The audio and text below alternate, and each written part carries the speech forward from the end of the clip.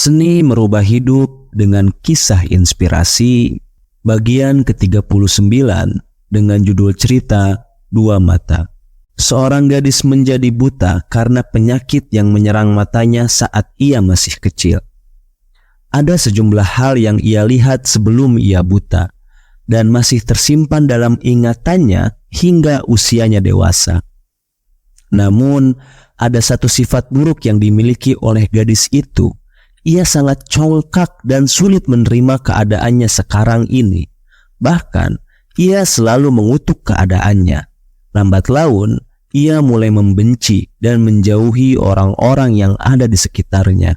Ia berpendapat bahwa dirinya berbeda dan tidak pantas berdekatan dengan mereka. Gadis itu juga selalu khawatir jika orang-orang itu akan mencemooh dirinya. Suatu hari, ada seorang pemuda yang jatuh hati kepada gadis tersebut, dan karena kebaikannya, gadis itu pun menerimanya sebagai kekasih. Setiap hari, mereka selalu bersama. Sang pemuda selalu bersedia menemani kemanapun gadis itu pergi dengan penuh pengertian. Tetapi di lubuk hati kecil, gadis itu masih belum percaya dengan kesetiaan kekasihnya. Sang pemuda bertanya kepada si gadis, "Apakah kamu mau menikah denganku?" Gadis itu menjawab, "Aku mau menikah denganmu, asal kamu dapat membuat mataku ini melihat kembali." Dengan berbagai upaya, pemuda itu mencarikan donor mata untuk gadis itu, dan usahanya pun berhasil. Sang pemuda berhasil mendapatkan sepasang mata untuk kekasihnya. Akhirnya, operasi mata itu pun dilaksanakan.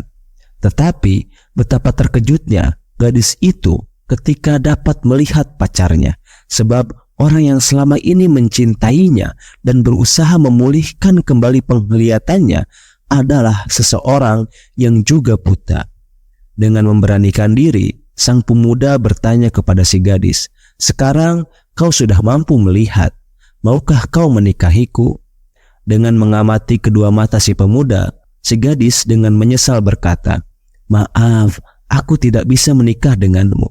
Selama ini aku mengira kamu normal seperti yang lainnya." Dengan sedih hati, akhirnya pemuda itu meninggalkan si gadis. Beberapa bulan kemudian, saat si gadis sudah punya pacar baru dan lupa dengan mantan pacarnya itu, ia menemukan sebuah catatan yang terselip di lubang pintu rumahnya. Kertas itu ditulis oleh teman mantan pacarnya tersebut. Dalam kertas itu tertulis, "Saya Carlo, saya adalah sahabat Rudy, mantan pacarmu itu. Lewat secarik kertas ini, Rudy ingin berkata kepadamu, tidak masalah jika saat ini engkau sudah tidak mau menjaga dan menemuiku lagi seperti dulu. Tetapi aku minta, jagalah baik-baik sepasang matamu itu, sayang. Sebab sebelum engkau memiliki sepasang mata tersebut, kedua mata itu adalah milikku." Pesan inspiratif dari kisah ini adalah, ada banyak manusia yang tidak pandai berterima kasih kepada orang-orang yang secara nyata telah berbuat baik kepadanya.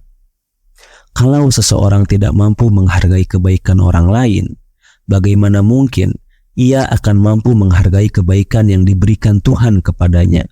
Seperti kisah ini, gadis buta itu telah mengingkari kebaikan orang yang rela mendonorkan matanya agar ia bisa kembali melihat dunia.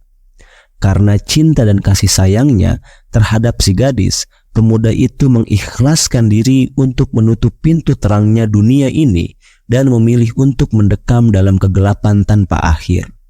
Namun, semua itu tidaklah cukup menjadi bukti betapa besarnya perasaan cinta yang hadir dalam hati si pemuda kepada si gadis.